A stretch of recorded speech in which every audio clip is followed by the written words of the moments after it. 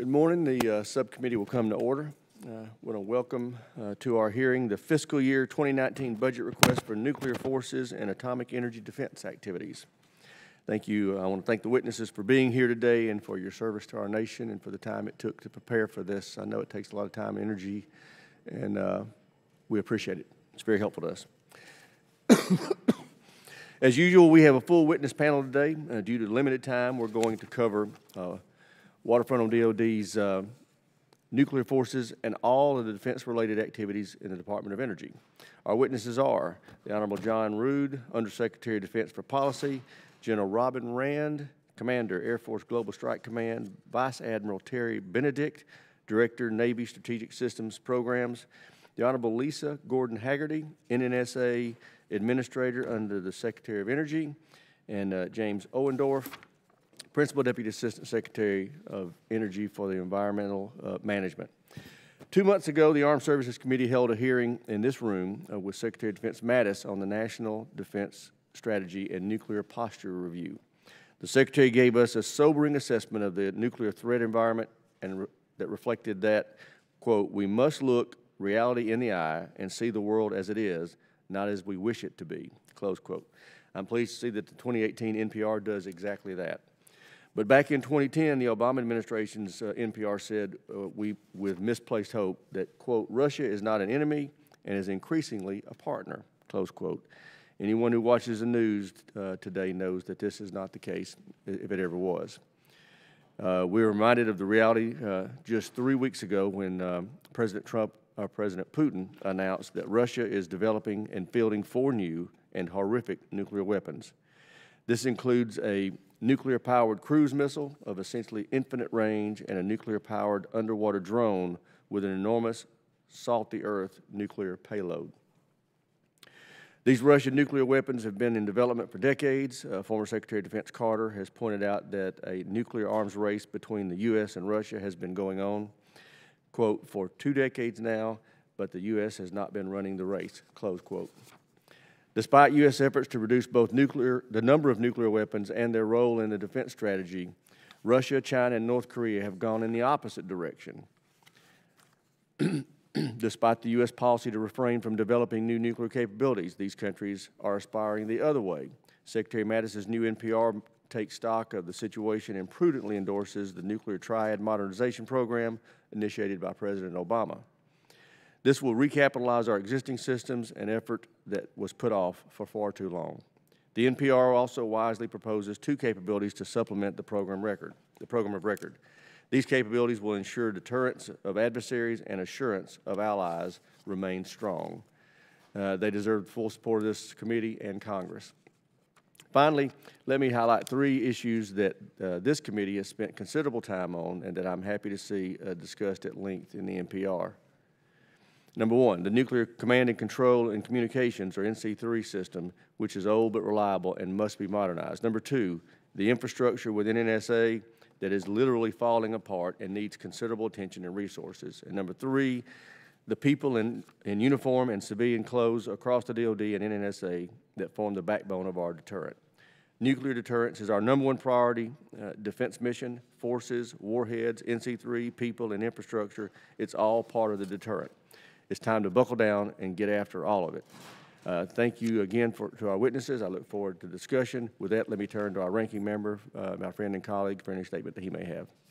Thank you so much, Mr. Chairman, and thanks to each one of the witnesses. I can't help but note that today, on the day we vote on the fiscal year 18 appropriations, we're discussing fiscal year 19, proving once again that the authorization committees are almost lapping the appropriators.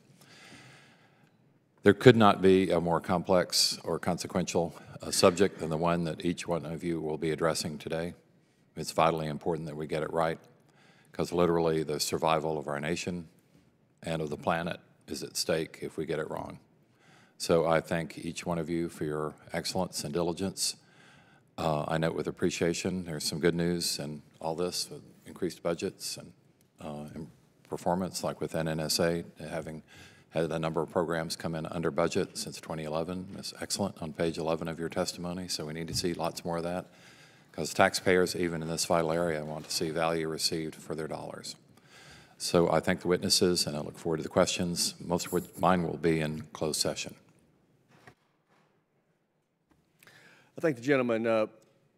We'll ask each of the witnesses, if you could, we're going to be called for votes. We think it's going to be disruptive. So if you could summarize your opening statement in 3 minutes, your full statement will be accepted into the record without objection.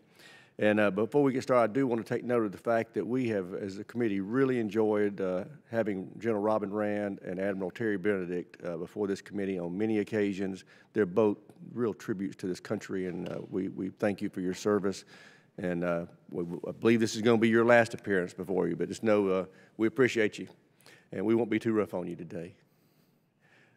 But anyway, let's go to opening statements, and we'll start with Undersecretary Rood. You're recognized for 3 minutes.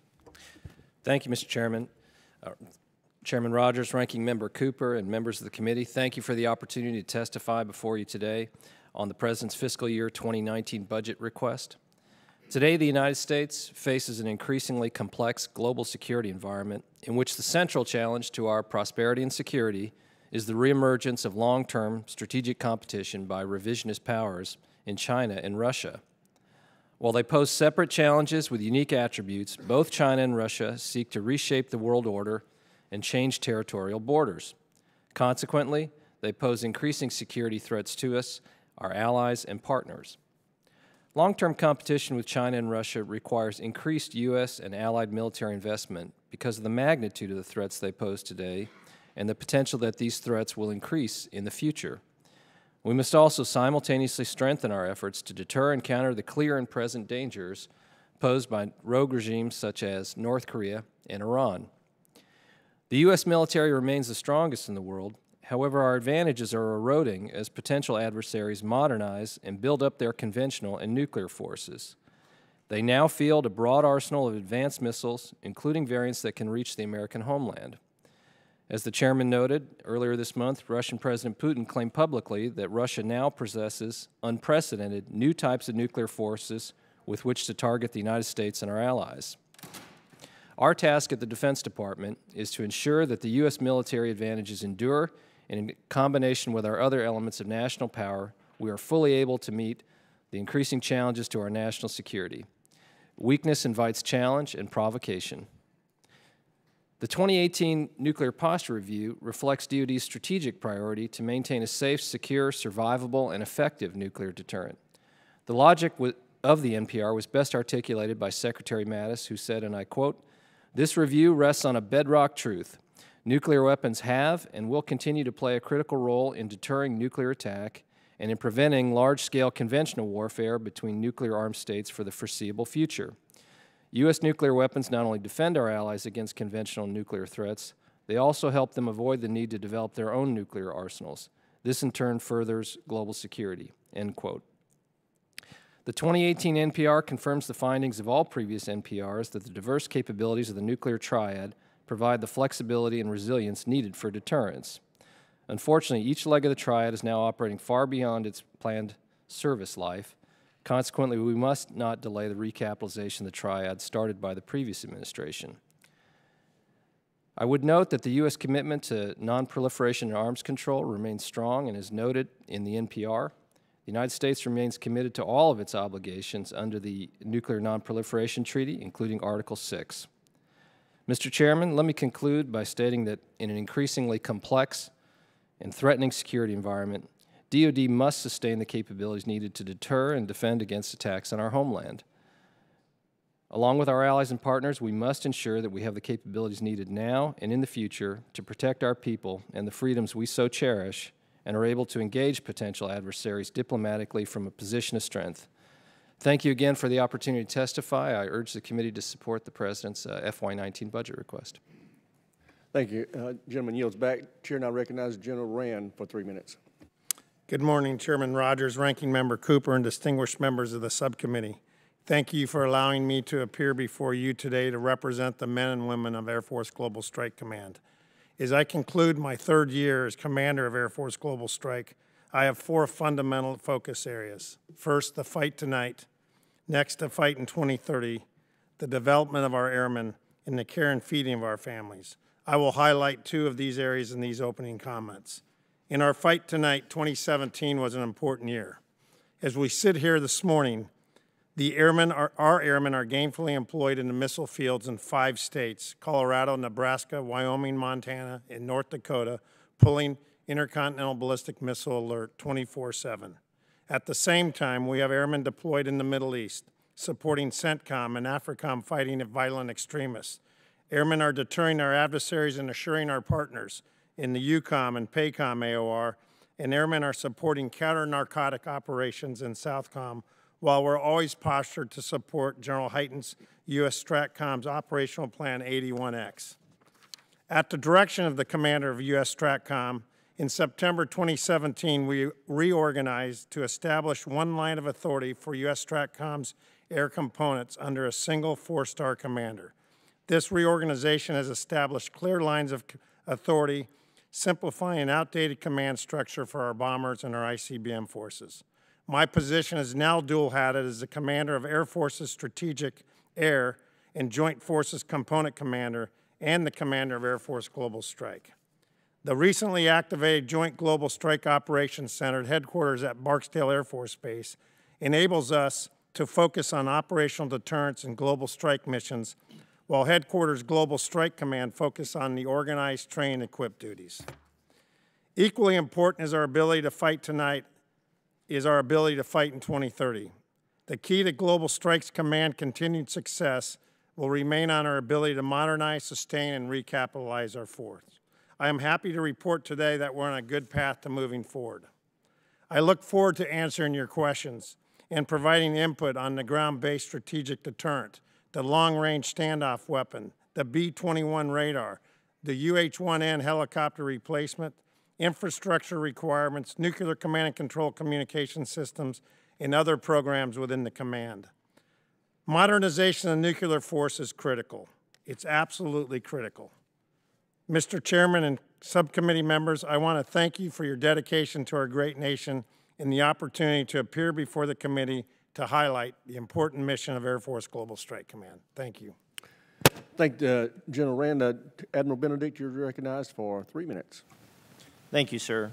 Chairman Rogers, Ranking Member Cooper, distinguished members of the committee, thank you for the opportunity to be here today, and thank you for your continued support of the Navy's deterrence mission. It's been my greatest privilege to represent the men and women of SSP for the last 8 years.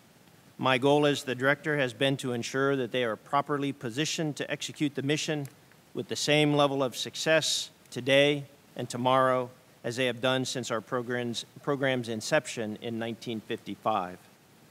SSP is currently extending the Trident II D5 strategic weapon system to match the Ohio-class service life and to serve as the initial weapon system on the Columbia-class.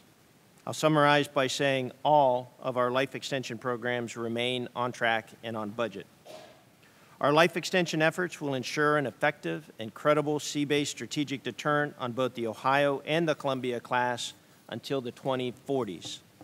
The Navy is also taking steps to ensure a credible weapon system is available beyond 2040.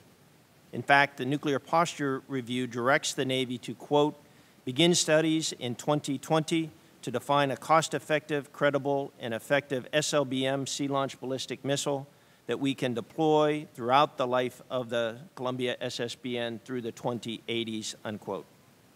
In addition to our modernization efforts, our budget request supports the results of the 2018 Nuclear Posture Review. In particular, our budget request includes funding to begin modifying a small number of warheads to provide a low-yield option.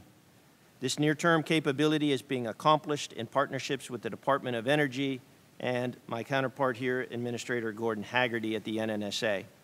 It will not increase the overall number of deployed ballistic warheads and will, in fact, bolster our deterrence posture.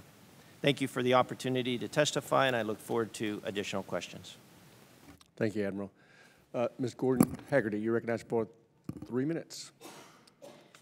Chairman Rogers, Ranking Member Cooper, and distinguished members of this subcommittee, thank you for the opportunity to present the President's fiscal year 2019 budget request for the Department of Energy's National Nuclear Security Administration. It is a privilege to appear before you today representing the extraordinary men and women of the DOE NNSA and the vital roles we play in executing our national security missions. Since being sworn in exactly 4 weeks ago today, I've had the opportunity to receive in-depth briefings on NNSA's programs and projects. I still have a great deal more to learn, but what I have seen so far has been impressive. NNSA has shown steady progress with the support of this subcommittee in Congress. For example, infrastructure modernization, flight testing of the B-6112, removals of highly enriched uranium from Ghana and Kazakhstan, and commissioning of a new class of nuclear-powered aircraft carrier. These are but a few examples of how NNSA has lent its world-class expertise to keeping our nation safe and secure. But there is much more to be done to meet the challenges posed by the current geopolitical environment. The President's FY19 budget request for NNSA is $15.1 billion, providing the resources required to help ensure we are able to protect and keep our nation, allies, and partners safe. And this request also moves us forward to a deterrent that is modern, robust, flexible, resilient, ready, and appropriately tailored to meet current and future uncertainties as outlined in the 2018 Nuclear Posture Review. The FY19 budget clearly demonstrates the administration's strong support for NNSA in our 3 enduring missions, maintaining the safety, security, and reliability of the U.S. nuclear weapons stockpile, reducing the threat of nuclear proliferation and nuclear terrorism around the world, and providing nuclear propulsion for the U.S. Navy's fleet of aircraft carriers and submarines. These critically important missions are executed in lockstep alignment with our interagency partners, including the Department of Defense, with whom I am privileged to testify before you today. NNSA's FY19 budget request for the weapons activities account is $11 billion, an increase of 7.6% over the FY18 request. This funding supports the nation's current and future defense posture, including infrastructure across the enterprise. With this subcommittee support, our FY18 NDAA Act, under the NDAA, we provided additional flexibility to our infrastructure challenges by increasing minor construction thresholds to $20 million. Our budget request also includes $1.9 billion for the Defense Nuclear Nonproliferation Account, a 3.9% increase. Finally, the budget request for naval reactors is $1.8 billion, a 20.9% increase above the FY18 request. The NNSA's FY19 budget request is a result of a disciplined process to prioritize funding for validated requirements as designated by this administration, and it sets forth the foundation to implement the policies of the Nuclear Posture Review and the National Security Strategy. Thank you for your continued strong support and the opportunity to testify before you today. I look forward to answering any questions you may have. Thank you, Mr. Owendoff. You're recognized for 3 minutes.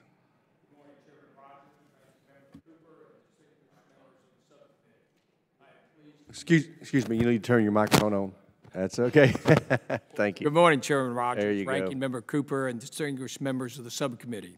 I am pleased to be here today to represent the Department of Energy's Office of Environmental Management and to discuss the work we have already successfully accomplished and what we plan to accomplish under the President's FY19 budget request.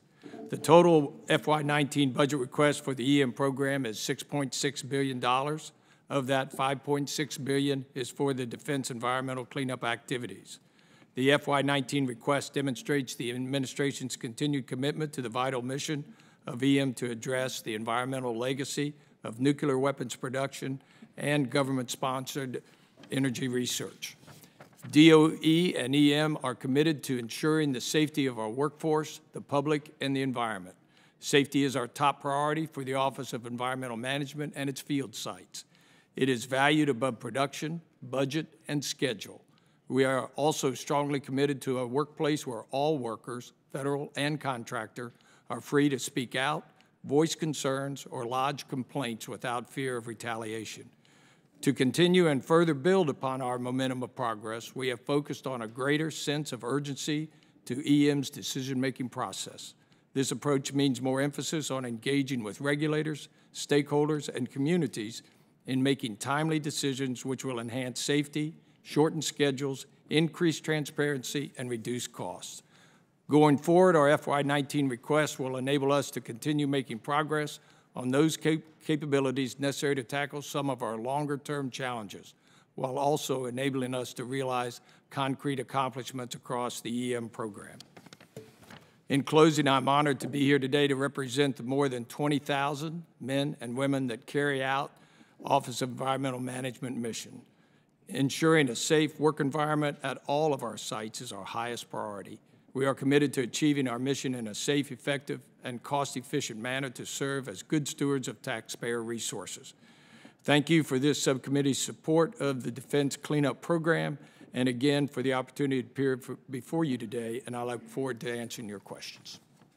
Great. Thank all the witnesses for those statements. I recognize myself for the first set of questions. This would be for Undersecretary Rood and General Rand. I understand that the NPR examined a lot of different options, and included in that was de-alerting our ICBMs and possibly adopting a no first use policy. Now, the previous administration, at least on 2 occasions, considered those and rejected them. Are you concerned that the U.S. may mistakenly launch a nuclear strike either in a day-to-day posture or defense crisis? And do you believe we should de-alert our ICBMs? Mr. Chairman, we have high confidence in our command and control capabilities for our nuclear arsenal. They have been the same sort of command and control procedures and the system that we have had for quite some time.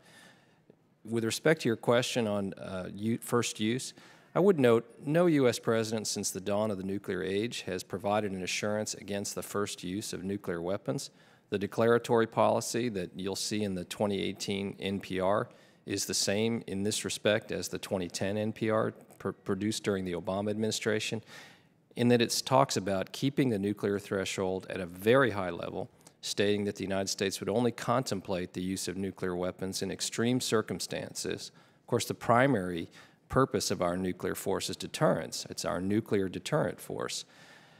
We are not considering de-alerting our ICBMs and other activities like that because we don't think it would further those objectives. And with respect to first use, as I mentioned, it's not been the policy of any U.S. president, in part because we want to retain some ambiguity around the circumstances in which the United States would respond with nuclear weapons or to employ them. Mr. Chairman, I can only add that I would not be in favor of de-alerting our nuclear ICBMs. The big feature of the ICBMs is its responsiveness. That's one of the features of the different legs of the triad, and we would not have that responsive capability if we de-alerted. Well, I just want everybody to remember our allies were shaken when this was openly discussed in the past, and we don't need to be concerning them again with this kind of discussions. Administrator Gordon-Hagerty, with the NNSA currently with a projected workload for weapons programs that is very heavy, some folks have expressed concern that the NNSA's enterprise cannot successfully execute the additional work required by the NPR, namely the 2 supplemental capabilities of 1, a near-term modification to the W-76 to provide a lower yield option, and 2, a longer-term effort to develop a sea-launched cruise missile.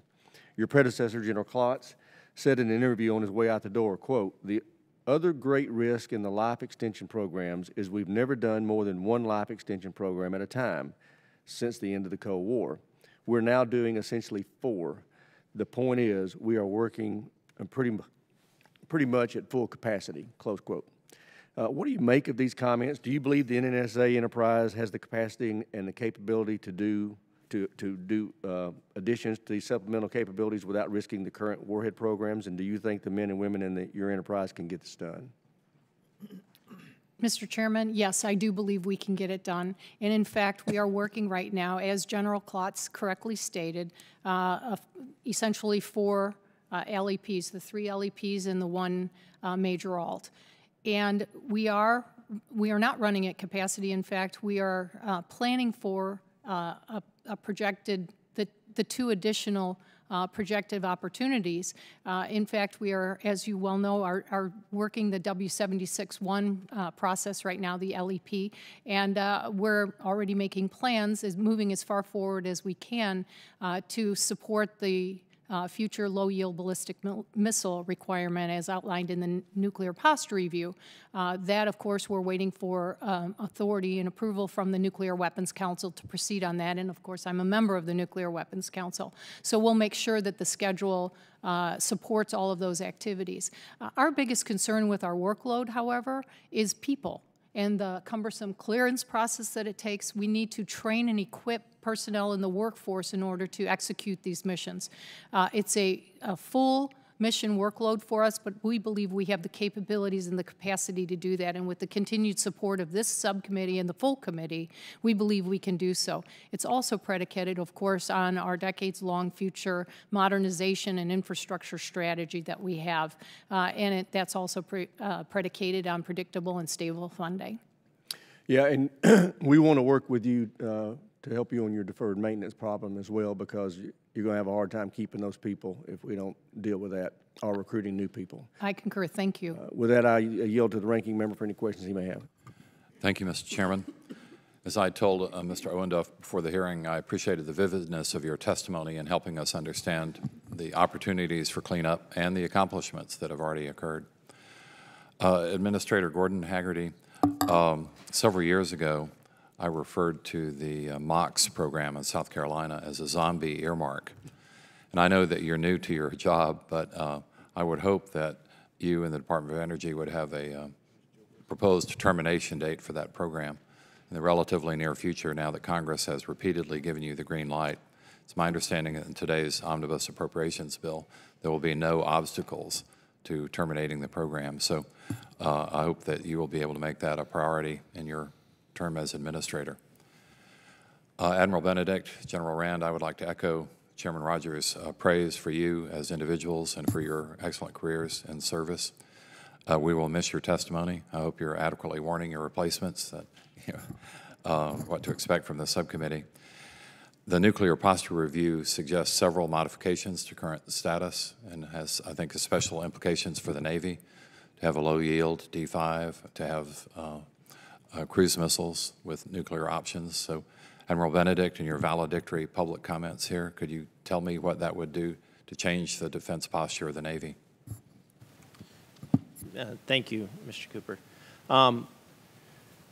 With regards to the low yield, if I may, we could very quickly get in the classified regime there. I'd ask that I be able to answer most of your specific questions in the classified session. I will tell you that we are beginning planning on the low yield concept for the 76, and that's from our perspective well on its way to support the direction out of the NPR. With regards to the Sea Launch Cruise Missile, we will begin that effort in fiscal year 19 with the standard analysis of alternatives on what that would actually look like, what the requirements would be for that type of a weapon, and where it would be based from sea, either surface or submarine. So that work will begin in fiscal year 19 per the direction of the NPR, and the Navy today, under the direction of the CNO and the Assistant Secretary for Research, Development, and Acquisition, are beginning that planning throughout the Navy. So we'll be well situated to begin in fiscal year 19.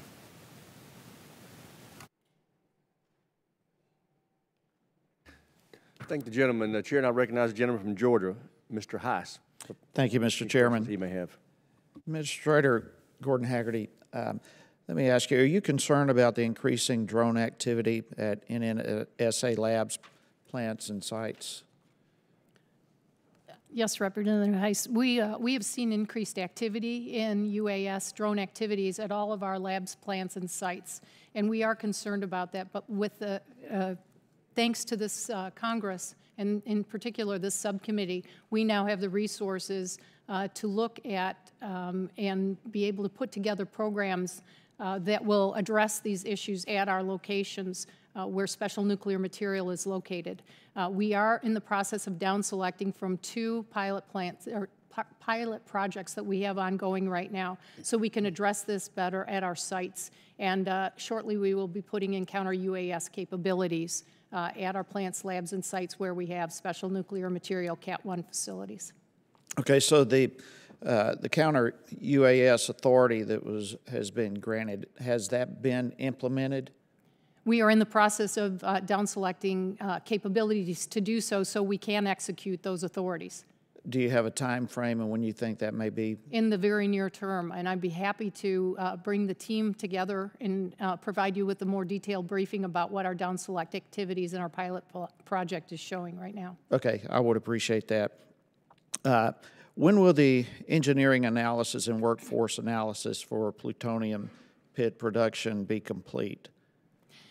We are undergoing the final draft review of the engineering analysis as well as the workforce analysis for our planned path forward for pit production for the 31 to 80 pits, if you will. Right now we have an enduring mission, and thanks to this subcommittee and the appropriations committees, we are putting modernization plans in place for the PF4, where we will have our existing and enduring pit production capabilities at Los Alamos. Los Alamos being the plutonium center of excellence for our operations, and that will be our enduring 30 pits per year requirements. As far as the engineering analysis is concerned, in the next several weeks, Undersecretary Lord and I will be receiving our final briefings on the final draft product, at which time I will take that information to the Deputy Secretary, who has the responsible party for selecting the best location for the engineering or for the future pit production requirements. And we will do that within the time frame so that Undersecretary Lord, as the chairman of the Nuclear Weapons Council, can submit her report to Congress by May 11th. Well, I know the Savannah River site is in consideration with that, and I'll certainly give a plug in that direction, and I appreciate that consideration. So will Congress be kept up to speed on all of this? Yes, as soon as we are able to, we will make provisions to brief members of Congress and their staffs. Okay, thank you very much. Mr. Chairman, I yield back. Gentleman yields back. The chair, and I recognize the gentleman from California, Mr. Garamendi, for 5 minutes. Did you say 55? No. I want to go to a recent incident in which it's been reported that Russia has hacked into our critical infrastructure systems, electrical grids, power plants, et cetera, and then refer you to page 21 of the Nuclear Posture Review, the last sentence, last paragraph. Given the potential of significant non-nuclear strategic attacks, the United States reserves the right to make any adjustment in the assurance that may be warranted by the evolution and proliferation of non-nuclear strategic attack technologies and U.S. capabilities to counter that threat. Is a cyber attack on our power grid rise to the occasion of using a nuclear weapon in response? Mr. Rood. Congressman, the threshold for U.S. nuclear use has been and will remain incredibly high. As you quoted from on page 21 of the Nuclear Posture Review, you'll note the first sentence of our declaratory policy is the United States would only consider the employment of nuclear weapons in extreme circumstances to defend the vital interests of the United States, its allies, and partners. I did read that, but my question is, does the shutdown of the American power grid an extreme circumstance that would warrant the use of a nuclear weapon? In the declaratory policy, that is one of the things that we would take into account. And remember the key word being consider in extreme circumstances. And it's really the context in which those type of attacks could occur. There's no automaticity in our response. We would consider that. So for instance, to your hypothetical, if an attack shut down the electricity grid in the United States and it was accompanied by other activities, that would be one of the things we would look at. Are we in a high threat condition with Russia? Are there other forms of conventional attack underway? What is the context in which that is occurring? There's nothing in our policy that would automatically require response, but we would maintain the ambiguity around exactly how we would respond in order to deter attacks on the United States, and we would consider the context in which activities were occurring.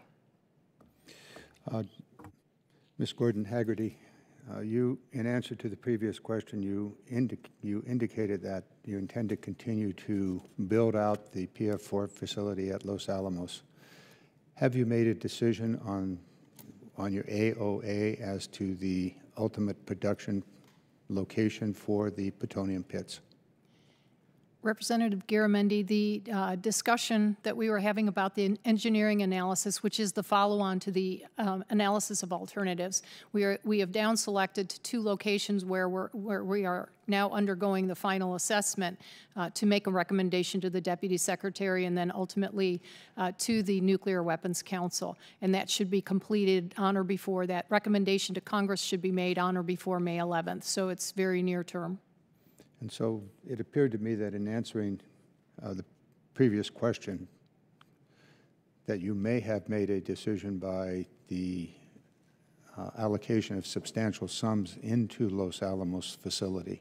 And you're saying that is not the case. There's still an open question. Well, this is a twofold process. We will continue to fund and support the operations at PF4, which is where our enduring plutonium pit production capabilities will remain for the foreseeable future for those 1 through 30, if you will, pits. And then building out on that, the strategy as required by the Nuclear Weapons Council is to produce up to 80 pits by 2030, and that's under which that's the parameters under which we're operating and finalizing the engineering analysis. I appreciate your answer. There is one additional question I will save until I'll state the question here. Why do you need 80 pits in the classified hit setting? Okay, thank you. I'll ask that question. Thank you. I'll yield back. Thank the gentleman. I recognize the gentleman from Alabama, Mr. Byrne, for 5 minutes. Thank you, Mr. Chairman. General Hyten has consistently called for speeding up the process for modernizing our major nuclear programs, and there's no doubt that our nuclear national assets require urgent attention. General Rand, I know you support that priority. What can we do to accelerate the acquisition of the ground-based strategic deterrent and the long-range standoff cruise missile programs?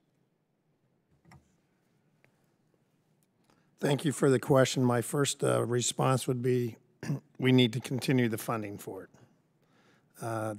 We have to continue to be able to stay on time, on cost. To do that, we need the dollars. And any delays in this funding certainly will result in delayed acquisition of both those 2 critical systems. We are in a good place right now with the technology maturation and risk reduction contracts with our 2 GBS contracts with Northrop Grumman and Boeing. It's a 3-year planned TMRR cycle.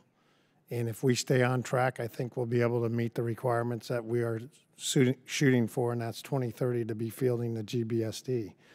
Delays, though, to the budget would be devastating to the program. I would say the same thing about our LRSO. We have 2 contracts right now for down select. We'll take the next 2 years to do this TMRR process, and if we continue to fund appropriately, we'll stay on time. The FY19 unfunded priorities list includes an additional $69 million and $85 million, respectively, for the GBSD and LRSO programs. Can you provide more insight, General, on what this additional funding would do to help accelerate those programs?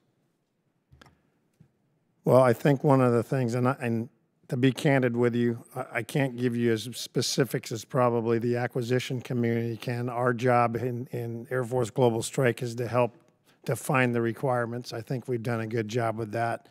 I can tell you anytime you're going for these innovative programs that the workforce is very important, and I have to believe that some of those dollars will be going to building up the workforces with both the contractors that we have. Thank you. Admiral, I continue to have my concern. I know you have concerns about any slippage in the Columbia program. We've been talking about that on the committee for a long time. If you would, you and I have had this discussion before, bring us up to date. How are we doing on Columbia? And what are the risks if we do have slippage on that timeline? So, sir, we remain on schedule with the Columbia. Specifically, I focus on the Common Missile Compartment, which is our shared effort with the United Kingdom, since both nations have elected to continue the Trident II D5 strategic weapons system as the baseline. The first four tubes are actually, first four missile tubes, excuse me, are actually on what we call the rotisserie fixture up at Electric Boat. So we are beginning to receive the initial contract allocation of 17 tubes into Electric Boat.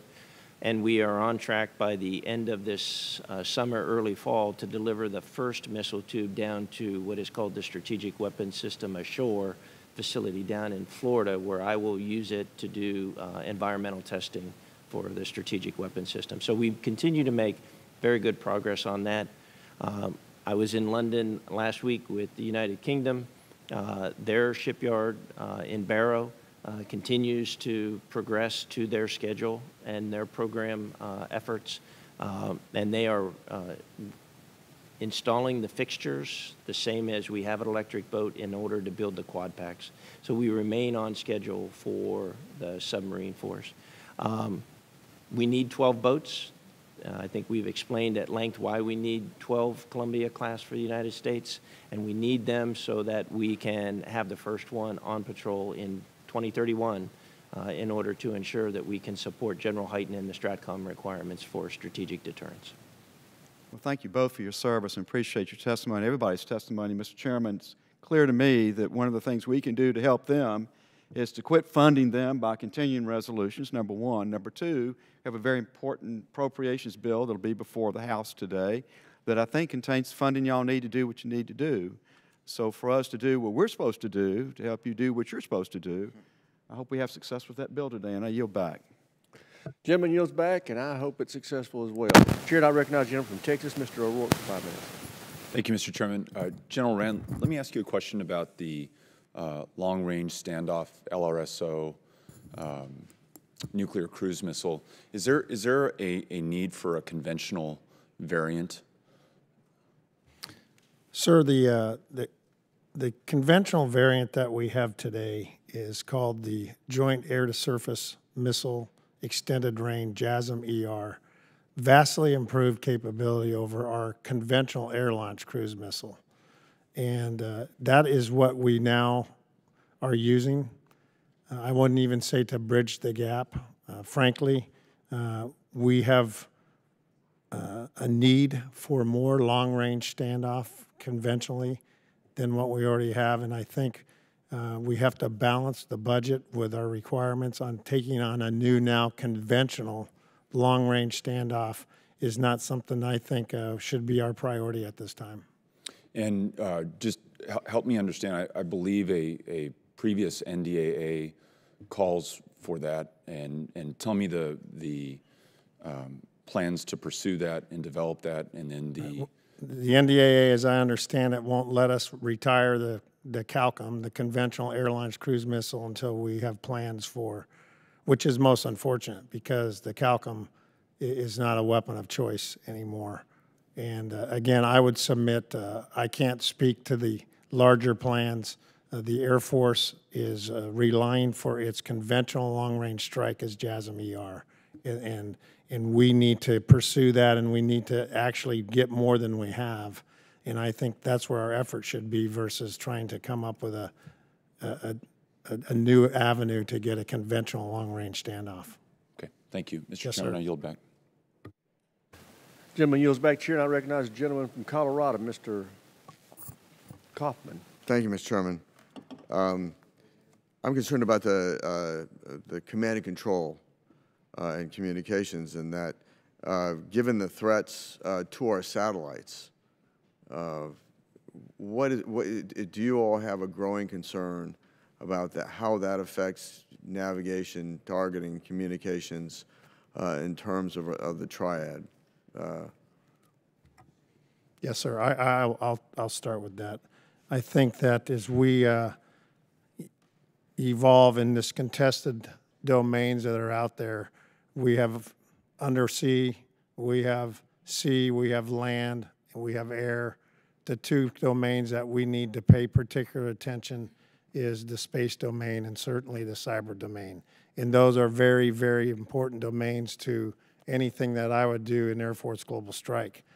I would tell you that those domains are becoming increasingly contested, and absolutely we need to be focused on that. I won't speak to the specifics because I'm not nearly as fluent on the topic as my friend General Jay Raymond, the commander of Air Force Bases Command, but this is a huge priority for us. I will tell you that cyber protection is a very big priority, and everything that we are doing in nuclear command and control communications are considering how are we going to operate in those two contested domains. Sir, if I may, I would echo what General Rand said, specifically with regards to cyber, and then I would just remind this committee that the undersea leg does not rely on GPS, either for the missile's performance or for the submarine's position. We have other means to ensure the performance and accuracy of the Trident system.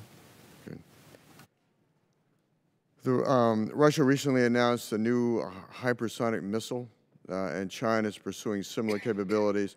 According to General Hayden, quote, "We do not have any defense that could deny the employment of such a weapon against us," unquote. I wonder if you all could comment on that. Sir, he's accurate in that. What we do have, the very premise of deterrence, so, is that we have some very strong capabilities ourselves. That's one of the strong rationales why we need a B-21 Raider, is to deter their even consideration of using a hypersonic weapon against us. That's why we need the three strong legs of our triad. That is why we need to have the conventional long-range standoff capabilities that we do have. And I think that we have to play or consider that deterrence is a big part of how we would respond and why they wouldn't want to ever use their hypersonics against us. If the question is, should we pursue ways to defend against it? Yes, but we have to balance that on everything else that we're trying to do. Okay.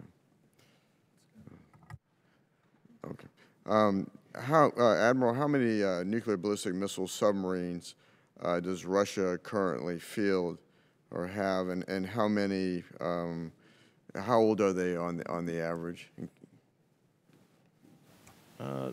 Sir, I'm going to have to take a specific look up on that and get back to you with the actual detailed numbers. I don't have that at my fingertips here, but I will take the action. Okay. Has Russia engaged in large-scale modernization of their nuclear triad, including strategic bombers or SSBNs?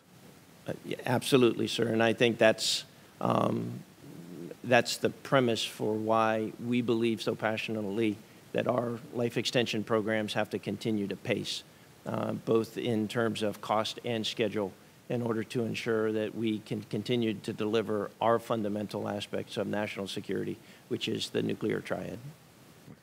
Congressman, if I could add, the intelligence community has produced estimates showing that over the last 20 years, the Russians, and as well as the Chinese, have engaged in a substantial buildup in their strategic nuclear capabilities. What we saw President Putin announce is just the latest in a discussion of those. During that same period, of course, the United States has been going the opposite direction, and so they have modernized a very large number of capabilities, both in the strategic area and the so-called non-strategic nuclear weapons, and these are some of the concerns in the NPR that led us to propose some of the adjustments in our own capabilities. Mr. Chairman, I yield back. Gentleman yields back. Chair, I recognize the gentleman from Washington, Mr. Larson, for 5 minutes. Thank you, Mr. Chairman. Mr. Owendoff, I understand no one's asked you any questions. Oh, that's nice. Did he ask him about Hanford?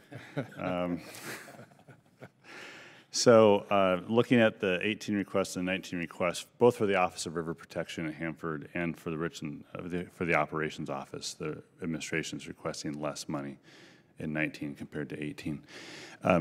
Could you try to justify this reduction in the requests for the work at the Hanford site? Yes, sir.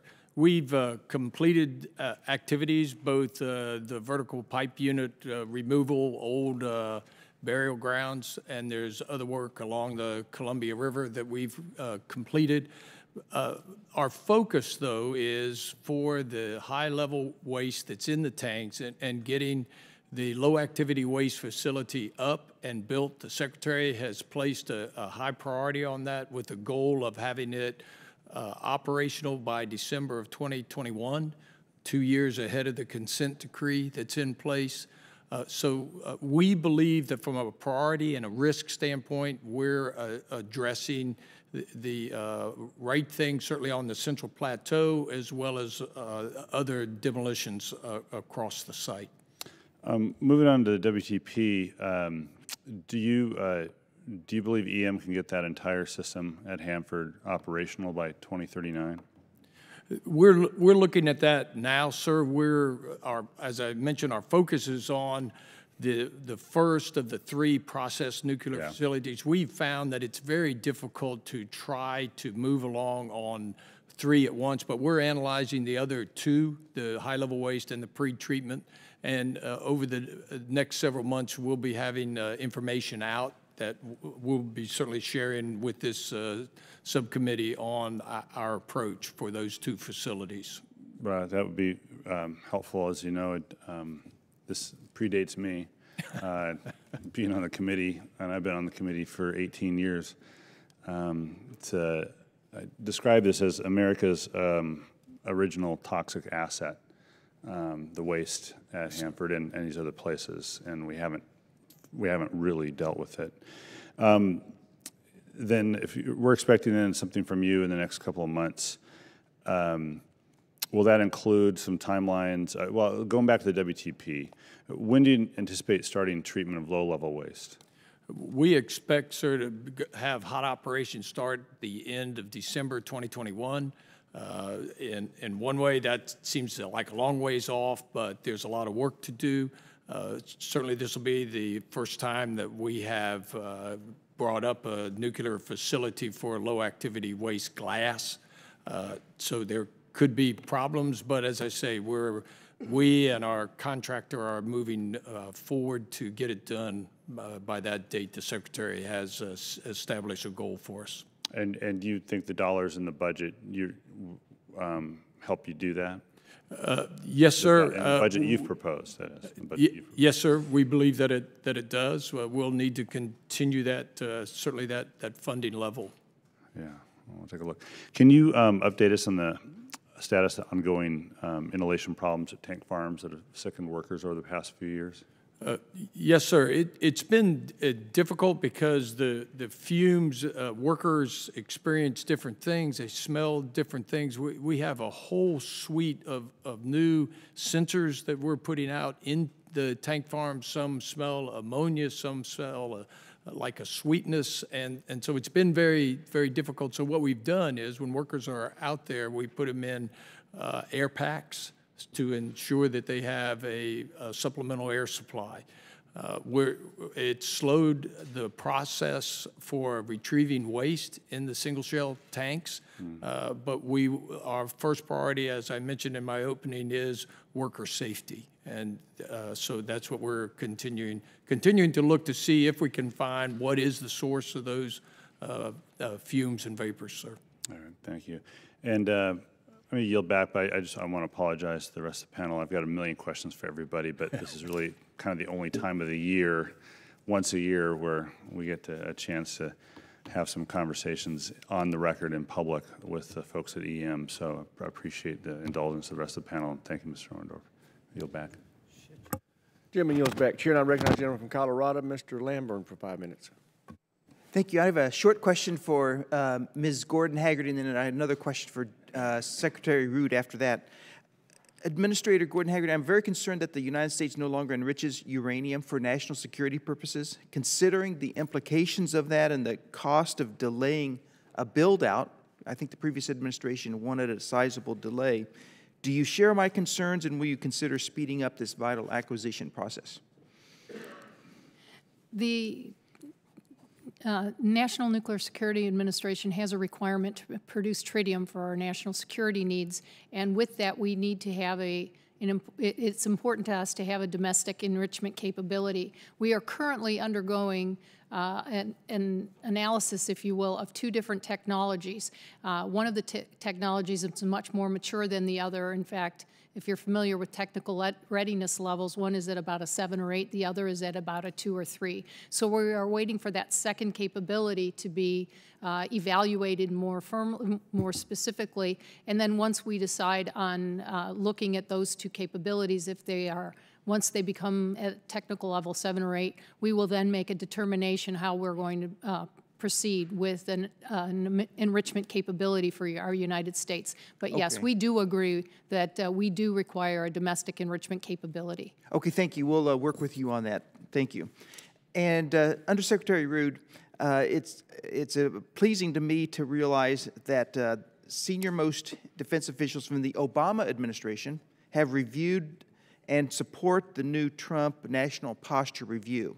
And I'm going to read to you a quote from President Obama's Undersecretary of Defense for Policy, Jim Miller, who was the principal author of the Obama administration's 2010 NPR.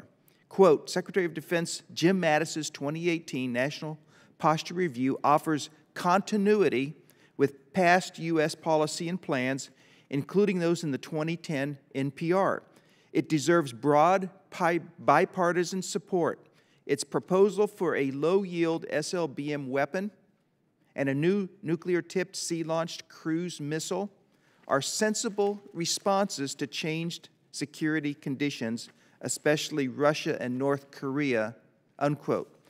And there are also supportive quotes I won't read for the sake of time, but they're from Secretary of Defense Ash Carter and former Deputy Secretary of Energy Liz Sherwood Randall. That sounds, would you agree with me that that sounds like pretty strong support from prior administration officials for the current NPR? I would agree with you, Congressman. We're gratified that, for instance, having spoken myself to former Secretary of Defense Ash Carter as well as Jim Miller about this, both went out of their way to praise the work that we had done on the Nuclear Posture Review. I think you are correct. The programs and policies started during the previous administration, during the Obama administration. Much of that has been continued in the present NPR, such as the recapitalization of the nuclear triad. So it is gratifying to see that, and I think they see the global security environment in similar ways in discussing the topic with them. We've just got the hard work ahead of adapting to that new environment and adjusting our posture. I'm glad you're adapting to a new environment.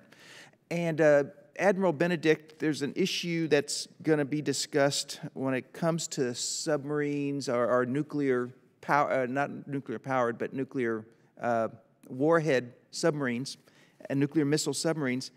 And I think there's a thought that having a low-yield weapon on 1 or 2 missiles would put that submarine at risk if it came to the surface, fired a missile, and then tried to disappear, and would be easier to follow. But doesn't current, if we can talk about it in open setting, doesn't current doctrine allow for that right now for a tiny salvo? Yes, sir, you are right. The current submarine doctrine does allow for scenarios like you discuss, and I'd be happy to address more of the detailed specifics in the classified session. So going to a small salvo is not a change of doctrine or training. No, sir, not at all. In fact, it's currently practiced from a training perspective in the submarine force today. Okay, thank you very much. Mr. Chairman, I yield back. Jim yields back, Chair, and I recognize the gentlelady from Wyoming, Ms. Cheney, for 5 minutes. Thank you, Mr. Chairman. Thank you for the opportunity for non-subcommittee members to attend and ask questions as well, and thank you to all of our witnesses. My first question is for you, Undersecretary Rood.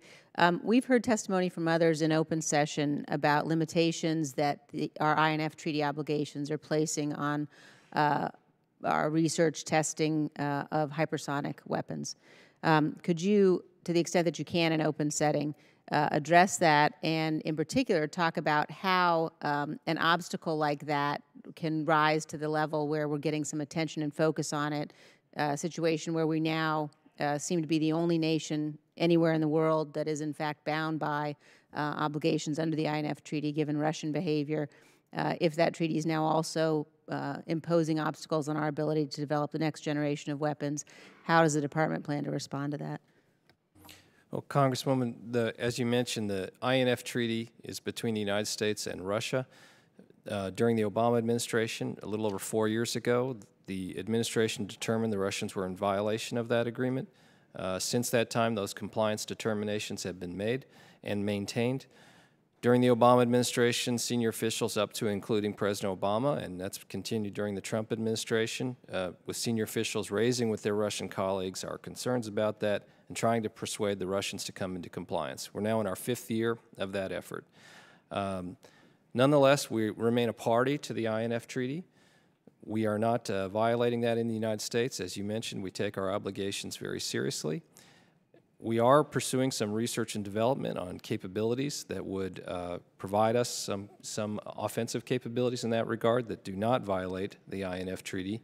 I think it's something we're going to have to evaluate as we go forward in time, but our current policy is to still try to persuade them to do that. There are times where those restrictions do limit some of our capabilities in the United States, and right now we're working within the bounds of the treaty, but it's something we evaluate going forward. Thank you. I just would reiterate extreme concern that we're in a situation where we're handcuffing ourselves, where we're facing adversaries who are clearly making significant progress that we're not making because of obligations that only we are now fulfilling. General Rand, I have a question for you. Could you just give us more details on the timeline on the UH-1N replacement, where that stands? Obviously, that's something we're very focused on at FE Warren. Yes, ma'am. So it's right now the RFP's been released, and it's in source selection. We are hopeful that that source selection will come before the end of the summer. And if it comes before the end of the summer, what are we looking at in terms of if we've got an award? I think in your testimony you mentioned June of 2018 timeframe beyond that. As far as the actual delivery, this will be an off-the-shelf capability. We will start, obviously, delivering the first aircrafts to our training locations, and then we haven't finalized the order, but obviously there's 84 UH-1N replacement helicopters. Over 40 of those will be dedicated for Air Force Global Strike, and I'm confident to say we'll get the first 40 before they replace some of the other missions that we have. Thank you very much. Obviously, the concerns about security at the missile fields are preeminent, and so ma'am, and that's a fair point. I do want to tell you, though, we have taken excruciating details to mitigate what those security risks are without the new helicopter, and I'll happily talk about what we have done in great detail if you'd like, either offline or in the classified session. Thank you. I appreciate that, General, and I yield back, Mr. Chairman. Chair, now recognize the gentleman from Tennessee, Mr. Desjardins, for 5 minutes. Thank you, Mr. Chairman, and thank you all for being here. Administrator Gordon-Hagerty, a couple of Y-12 questions and a Watts-Bar question for you. First, what is the status of NNSA's effort to recapitalize and replace uranium capabilities at Y-12? Thank you for that question. In fact, we are having robust discussions about that right now, and I'm glad to say that we are on schedule and on path to provide a uranium processing facility at a cost not more than $6.5 billion and completion by the end of 2025. And we are on that path, and we're progressing forward with that effort. So on time and on budget? Absolutely. Very good. What about plans to recapitalize the lithium production at Y-12? As with all of our strategic materials, we are doing a feasibility study right now on lithium, but with all of our strategic materials, we pay a very close attention to those important materials and how we are going to process and produce those products now and in the future. Okay, and finally, you touched briefly on the increase of tritium production. Is the continued use of TVA in the future? Yes, it is. And we are working with Watts Bar to continue to to use the TP bars and irradiate them for tritium production. All right, that's all I have. I yield back. Thank you.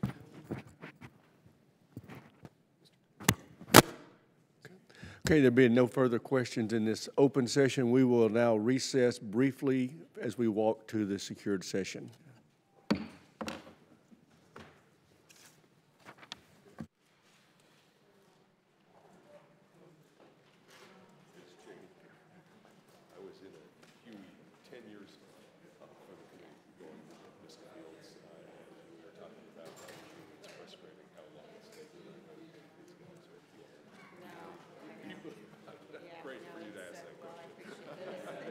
personal experience.